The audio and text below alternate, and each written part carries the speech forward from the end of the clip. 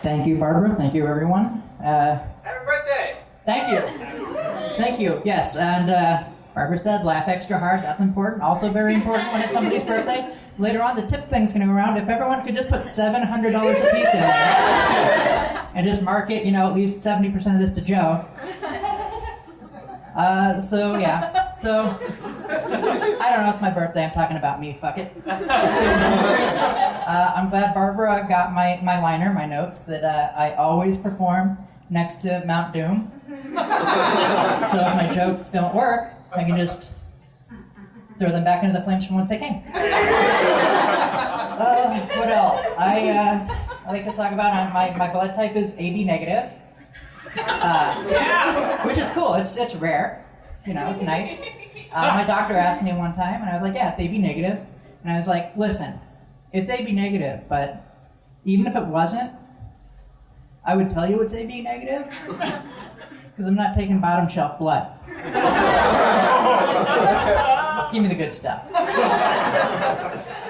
What else? When I was young, I was an annoying kid. I know you can't tell. I was one of those kids that I never failed a test. And that was actually part of my identity, because I don't fail tests. Joe doesn't fail tests. And then, I took the tag test. And then all my friends went to this thing and they never said a word to me. And I was like, oh, I guess I do fail tests.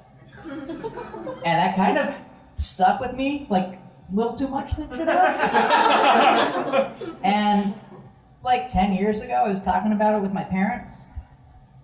And my mom was like, oh, no, you passed that test. Your dad just didn't want you to go because he was afraid you would get a big head. And I was like, oh. Well, I'm glad I didn't get a little conceited, Thank God it didn't leave a hole in my heart that would grow so big eventually I'd have to stand up on a stage and take laughter from people and turn it into the love that I need. Way to go, Dad. And I get it. I look like I have some really specific views on what happens if your D&D character dies. I do. But I would never thrust them upon somebody without consent, unless they did it wrong in front of me. No, what else? I was raised Catholic. That's the right response. Oh boy, that's a bag of worms. I mean, it starts out, let me ask you this, anyone else, did anyone else's parents, when you were little, throw a party and just invite everyone you knew and your family and everyone to your first drink of alcohol? I used to think it was just because we were Irish, but no, that's a Catholic thing. I was communion. It was nice. People gave us money, and just to prove I'm really smart with money, I immediately spent it on He-Man stuff that immediately got lost.